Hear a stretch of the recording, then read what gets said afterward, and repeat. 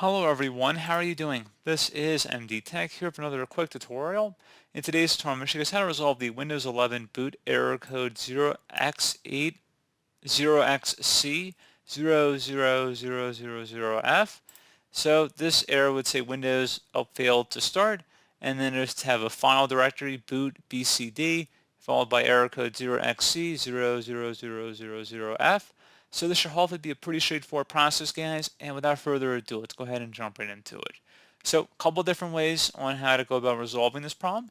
So if you're unable to boot into Windows, we're going to just try and launch the troubleshooting utility built into Windows. So do a hard power off 3 times in a row. So try turning your computer on, and then after the Windows boot screen, go ahead and press the power button on your desktop, laptop, tablet, whatever your device may be, and do that 3 times. So once you've repeated an action 3 times, it should automatically take you to the automatic repair utility, in which we're going to be heading to in a moment. If you're unable to get into that, if you have the Windows 11 ISO file, which is freely available through Microsoft, probably by the time you're watching this video, it's still a little bit early in Windows 11 development, but they should be making that available. You could just boot your computer from that installation media, and then one of the first screens says repair your computer or repair my PC in the bottom left corner. It should say install now, like Windows 11 install now, and then the bottom left corner it will say repair your computer or repair my PC, and that'll take you to the same options we're about to head to. So if you're able to boot into Windows, that's great. You can start right where I am, and you're going to start by just right-clicking on the Start button, shut down or sign out, and then I'm going to hold down the Shift key on my keyboard and left-click on Restart. Again, I don't really expect you guys to be starting where I am. I'm just giving you guys an option, 3 different options basically. If you're able to boot into the desktop, you do what I just did. If you're unable to boot into this recovery utility, then you get the DVD or ISO file and you boot your computer off of it. Or if you're able to just do a hard power off 3 times in a row, you just would go ahead and access it that way, which is fine. So giving you guys 3 different ways on how to get to this point. So choose an option. You can select troubleshoot, reset your PC, or see advanced options. Go ahead and left click on that. So a couple different options here. You could go ahead right from the get-go here and reset your computer. So you can go and reset your PC, which will keep your files, but remove apps and settings. So just be careful with this option, because even though it sounds like a system restore, it's really going to be removing most of your programs on your computer. So it's going to be kind of a pain to reinstall everything. They do provide a list of uninstalled applications though, so that should kind of give you a head start, but still. And then you also have a factory reset option to remove everything and go back to a clean Windows install. I'm not going to really recommend either of those options at this point in this tutorial, but that gives you a further option if this tutorial is unsuccessful for you and you need to go a little bit further, because all tutorials of this nature are fairly generic to cover as many different errors and possibilities there are. There's an infinite number of problems that could create this error message, so we got to cover as many options as we can. So anyway, we're going to go underneath advanced options here, and this is going to be the meat and potatoes of today's video. So there's a lot of options, like I said, on this page. All of them are pretty good. The startup repair option, if you were to go under here, you can go ahead and actually run an automatic utility. It'll start right when you click on it, and it'll actually go and try and fix the problems automatically. So that's a completely automatic tool. You can also try uninstalling updates, will allow you to uninstall recent quality, which is more regular daily updates, or feature updates, which are larger updates that occur semi-annually or annually. So more of the big builds, like service pack kind of updates, if you want to think of it like that. You can also go underneath startup settings, which will allow you to go to the safe mode or safe mode with networking. You can also boot to a command prompt, I believe, also through here, but it's kind of redundant because you have a command prompt option here. You can also select System Restore, a very good option. I would highly recommend you guys take a look at that. And if you have any restore points saved on here, you can just go ahead and select the most recently created one, and then restore your computer back. So, I mean, honestly, one of these options I've already presented here should be able to resolve the problem in itself. However, if you're still having an issue, I would recommend heading over to the command prompt here. So go ahead and select that, and we're going to begin. So I'm going to have this up on the screen. I'm going to zoom in, I should say, so you guys should be able to see what I'm typing a little bit easier. So we're going to start by typing bootrec. So it's very important you guys type exactly what you see on my screen here, because if you don't, it's not going to work for you. And you're going to get an error. It's going to say that it's not going to be applicable for your computer. It's going to say that it couldn't find the command, something along those lines. So just be mindful of what you're typing. So anyway, we're going to go start by typing boot, B-O-O-T, R-E-C, so bootrec, space, /fix, MBR, exactly how you see it on my screen here. So again, bootrec, space, /fix, MBR, hit enter on your keyboard. Should say the operation completed successfully. Now it's going to get a little more complicated. It's going to be a little bit longer command, so just be ready for it. We're going to type in BCD EDIT space /export space, then type the drive letter where Windows is installed on. Most of you guys should be the C drive. It may be different depending on your computer. Let's start with the C drive. That's more than likely where it's going to be. So that's where I'm going to select. I know it's the C drive in my case. And then you're going to do a colon. So C colon.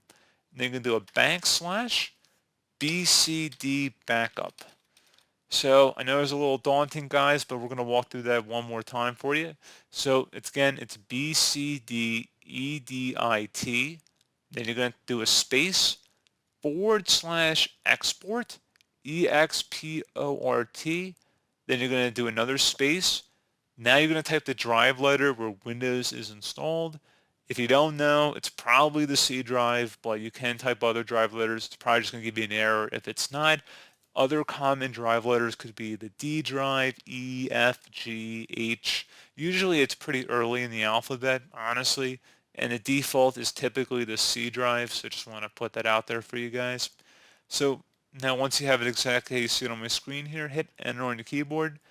If you did everything correctly, it should say the operation completed successfully. If not, check your syntax and retype it. Make sure you type it in correctly. I feel like a lot of people mess up here because they don't type it in exactly how you see it on my screen.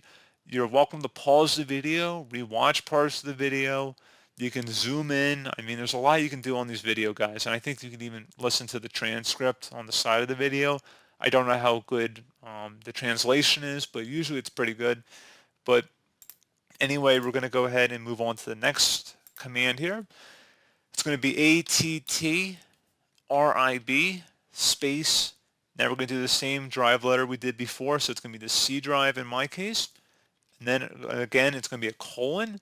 And again, a colon, it's basically one dot on top of another dot. So if you hold down the Shift key and the key right next to the L key on your keyboard. So if you're unfamiliar with where to find the colon key, that's where it is. You can go on Google Images and look that up too. But again, so C colon /boot, B-O-O-T, /BCD, space -H, space -R, space -S. So I know that was a lot, but that was again ATTRIB, space, and then type in your drive letter here, and then you're going to do a colon, /boot, B-O-O-T, /BCD, space -H, space -R, space -S. So it also might be called the subtraction sign, whatever you want to call it, it's fine with me. Go ahead and hit enter on your keyboard. Now you notice we don't get any message here at all, which is fine. Do not worry about that. That means we probably did it correctly. So anyway, we're going to go ahead and move on to our next command here. So it's going to be REN space, same drive letter we did before. So again, it's a C drive in my case. And then a colon, /boot, /BCD, space bcd.old, so bcd.old basically. So again, REN space C colon /boot /BCD space BCD dot or period old. So dot, period, whatever you want to refer to this character as. Go ahead and hit enter on your keyboard. And I promise you guys we're almost done here. So now type in BOOTREC space /rebuild BCD, again, all one word, so bootrec, BOOTREC, space /rebuild BCD, all one word, no spaces at all in there. Go ahead and hit enter on your keyboard. Should say scanning all disk for Windows installations. Please wait, this may take a little while here. So we can see it has successfully scanned the Windows installations here. It did find one, fortunately, which is good. That's what you want. So you're going to go ahead and tap the Y key on your keyboard, just the letter Y. Hit enter on your keyboard, should see the operation completed successfully. At this point, go ahead and close out of here. You can type in exit as well if you prefer. So close out of here, and you go ahead and continue to Windows. So I'm running an earlier version of Windows 11 here, so this is Windows 10 Pro, but it should say the exact same thing for Windows 11, and the process should be identical. I mean, this is a Windows 11 machine here, but quite a process here, guys. You know, I hope everybody stuck through it. I felt like I was on it, the journey with everybody there. I could feel the struggle, but we made it through, and we are back into Windows. So pretty straightforward process there, guys. Do hope that I was able to help you out, and I do look forward to catching you all in the next tutorial. Goodbye.